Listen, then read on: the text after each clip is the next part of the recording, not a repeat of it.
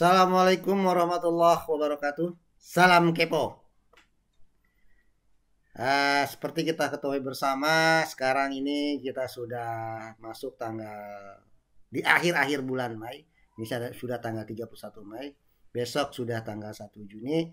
Dan kita mahfum bersama bahwa tahun ajaran baru untuk sekolah ya, di Indonesia itu akan dimulai pada bulan Juli ya. Dan tahun ini tahun ajaran baru itu akan dimulai pada tanggal 13 Juli 2020.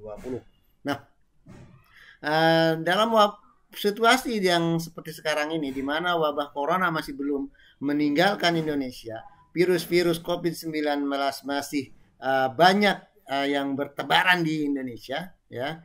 Uh, Tentu PPDB tahun 2020 ini tidak sama dengan PPDB tahun-tahun sebelumnya ya. Nah, anjuran pemerintah dari Kementerian Pendidikan ya, PPDB tahun ini dilaksanakan secara daring, secara online ya. Nah, kalaupun masih ada yang menggunakan secara luring di luar jaringan, maka harus sangat ketat menerapkan protokol kesehatan ya. Jadi kalau masih ada yang terpaksa menggunakan luring karena tidak tersedianya jaringan internet, maka bisa digunakan luring dengan menerapkan protokol kesehatan secara ketat ya. Misal seperti penggunaan masker ya, harus siapkan sanitizer, hand sanitizer di ini. Nah, kalau tidak ada sanitizer ya disiapkan tempat cuci tangan untuk cuci tangan ya, tidak melakukan bersalam-salaman, pengaturan apa pendaftar ya, orang tua siswa maupun itu siswa itu sendiri harus diatur sedemikian muka sehingga tidak saling berhimpitan, tidak saling berdekatan, jadi ada jarak di antara satu dengan yang lainnya. Nah, bagaimana sih kata para pengambil kebijakan tentang PPDB 2020 ini? Nah, kebetulan hari ini saya dapat video bagus dari channelnya Kemdikbud ya, tentang uraian penerimaan murid baru, data peserta didik baru tahun 2020. Baik, terima kasih. Assalamualaikum warahmatullahi wabarakatuh.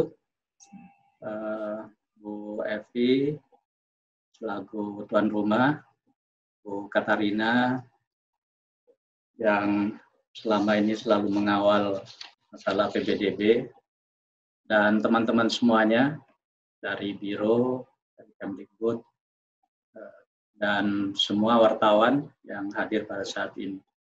Saya hanya ingin melengkapi apa yang disampaikan oleh Bu Katarina. Baik, saya share ini, Mas sekalian, ada beberapa hal. Ini sebenarnya hanya perbandingan antara PPDB tahun sebelumnya, tahun lalu ya, dengan yang sekarang. Jadi kalau yang tahun lalu itu kan zonasi paling sedikit 80%, kalau tahun ini zonasi paling sedikit 50%. Prestasi itu paling banyak 15%, tapi yang tadi disampaikan Bu Katarina, kita ada 4 sekarang, jadi afirmasi paling sedikit 15%, perpindahan tugas orang tua atau wali itu masih tetap 5%, kemudian sisanya baru prestasi. Jadi kemudian tahapan pelaksanaan PPDB sebenarnya relatif sama, ada 5 tahap ya. Cuma kalau yang tahun ini itu pengumuman pendaftaran penerimaan calon peserta didik baru itu dilakukan secara terbuka paling lambat minggu pertama bulan Mei. Jadi ini yang ditentukan ya. Kalau dulu itu tidak ditentukan, mau kapanpun juga boleh daerah menyiapkan. Tapi kita jauh-jauh sudah menetapkan itu paling lambat minggu pertama bulan Mei itu sudah harus diumumkan. Selanjutnya sama. Kemudian mekanisme daring, sekalian. Jadi itu dulu belum ada aturan khusus ya, sehingga yang dilakukan oleh sekolah. Nah, tapi kalau sekarang tanggung jawab pemerintah daerah. Kemudian daya tampung peserta didik. Jadi kalau dulu daya tampung ini tidak diatur secara khusus, nah tahun ini sekalian ini diatur. Jadi jika daya tampung pada zonasi yang sama tidak terpenuhi, maka peserta didik disalurkan ke sekolah lain dalam zona terdekat ditambah ini dan dapat melibatkan satuan pendidikan swasta. Nah kemudian ini juga ada tambahan, jika daya tampung untuk jalur afirmasi atau perpindahan tuan tidak mencukupi, maka seleksi dilaksanakan berdasarkan jarak tempat tinggal terdekat ke sekolah. Kemudian ini yang jalur prestasi. Ya. Jadi jalur prestasi ini,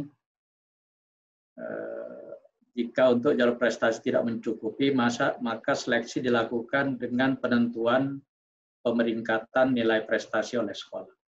Jadi semuanya ini diatur lebih jelas ya daripada tahun sebelumnya. Nah kemudian, teman sekalian, ini tadi sudah disampaikan oleh Bu Katarina, bagaimana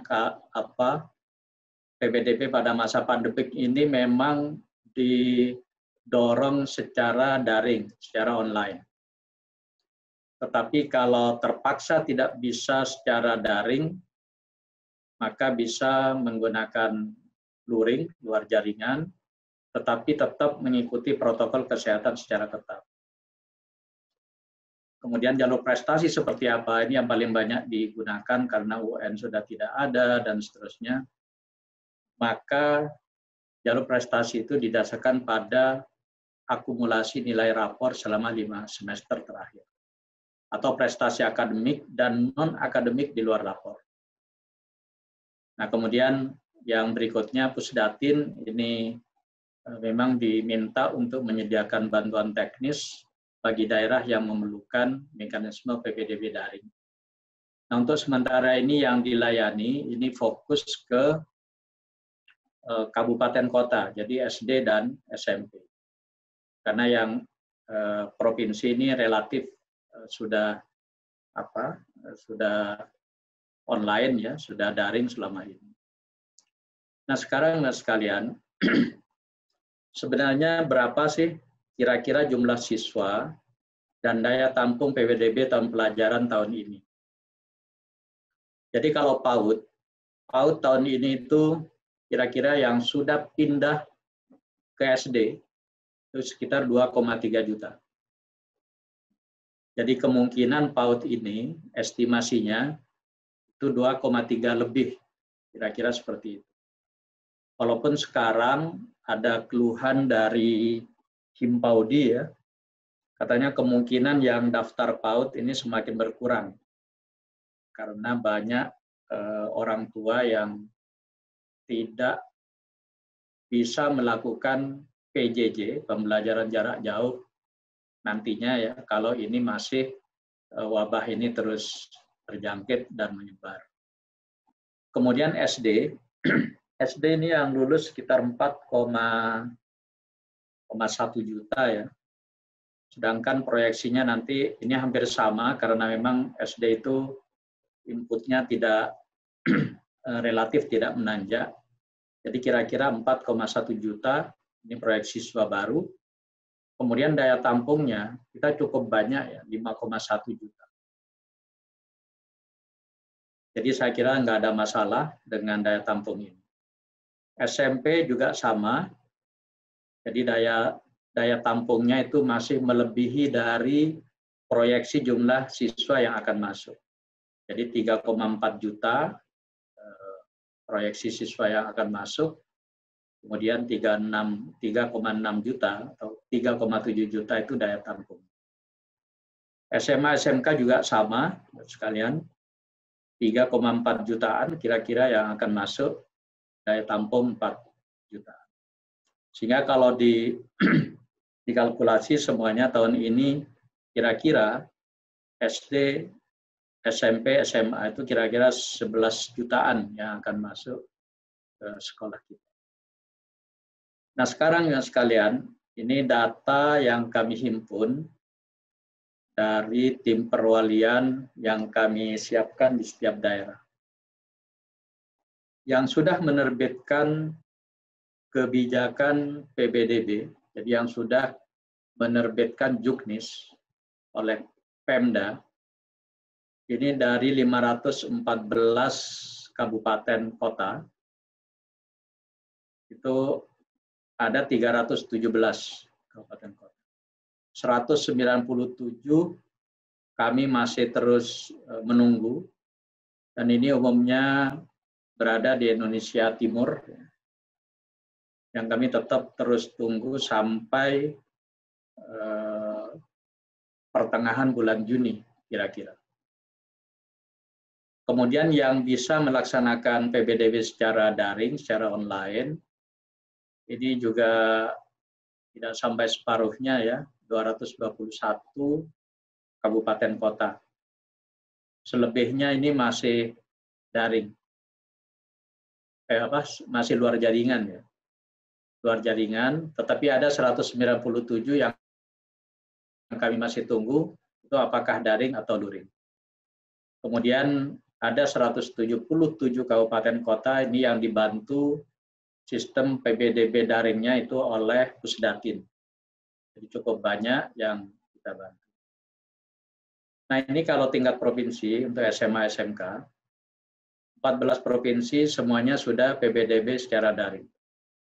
19 provinsi ini PBDB campuran, daring dan luring. Ada satu provinsi yang belum melaporkan sampai sekarang, yaitu Papua. Jadi ini hasil rakor kira-kira 3 minggu yang lalu. Ini adalah daftar provinsinya, mana yang full online atau full daring, mana yang campuran, sedangkan yang masih belum melapor ini masih Papua. Saya kira ini tambahan dari saya. Terima kasih. Demikianlah teman-teman sekalian, uraian bagaimana penerimaan murid baru, peserta didik baru tahun 2020 ini harus kita laksanakan. Selamat menerima pendaftaran murid baru dan salam kepo. Assalamualaikum warahmatullahi wabarakatuh.